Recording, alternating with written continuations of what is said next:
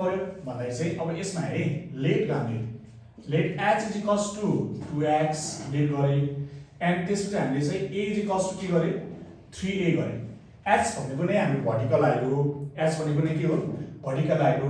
अनि त्यसपछि a भनेको नै हाम्रो के हो भन्दाखेरि चाहिँ बेस साइड हो है त लेन्थ अफ बेस हो अब एक क्वेशन नम्बर a ले भनेको छ what is the length of base निकाल्नलाई हामी के निकाल्नु पर्यो पहिला हामी के थाहा पाउनु पर्यो भन्दाखेरि चाहिँ TSA अफ पिरामिड भनेको चाहिँ के हो TSA अफ पिरामिड भनेको 2AL प्लस a स्क्वायर हो नि 2AL प्लस के हो a स्क्वायर हो अब हेर्नुस् है 2AL अब हामीलाई चाहिँ a पनि अलरेडी गिभन दिएको छ TSA पनि गिभन दिएको छ a पनि अलरेडी गिभन छ हामीलाई l निकाल्नु पर्यो अब l निकाल्नलाई हामीले के फर्मुला युज गर्नुपर्छ भन्दाखेरि चाहिँ अब a नम्बरमा हेर्नुस् है त a नम्बर क्वेशनमा ACC2 क्वेशन हामीलाई क्वेशनमा के निकाल भनेको छ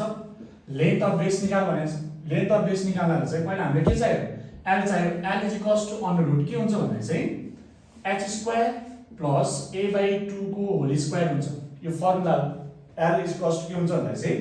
h स्क्वायर प्लस a/2 को के हुन्छ होल स्क्वायर हुन्छ अब यसलाई हेर्नुस् है यसलाई सल्भ गर्दाखेरि के हुन्छ and h under root h is equals to 2x whole square plus यो भनेको चाहिँ 3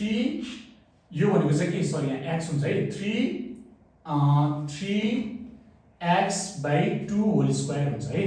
अब हामीले यसलाई एक्सपान्ड गर्दै जानु 2 square 4x square plus 3 square भनेको 9x स्क्वायर डिवाइडेड बाइ 4 3 को स्क्वायर 9 x स्क्वायर 2 स्क्वायर 4 अब यसलाई हामीले एलसीएम लिँदाखेरि चाहिँ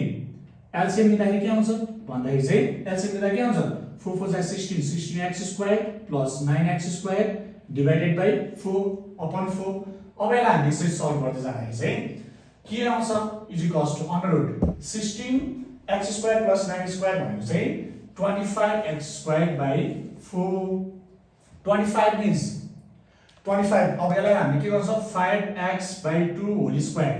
यसलाई अंडर रुट राखौं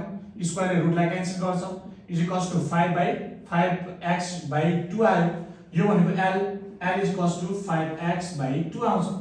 दिस मस्ट नट आवर्स है यसलाई हामी सल्भ गर्दाखेरि चाहिँ अब हामीलाई के दिएको छ भन्दा चाहिँ now we know that we have हामीसँग के छ भन्दा चाहिँ TSA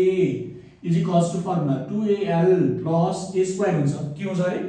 2AL plus a square हुन्छ TSA भनेको चाहिँ हामीलाई कतिको छ TSA is equals to 384 is equals to हामीले x भ्यालु फाइन्ड आउट गर्नले गरेको 2 into and a is equals to how much a भनेको 3x एन्ड l भनेको चाहिँ हाम्रो के आएको छ l भनेको चाहिँ 5x/2 एन्ड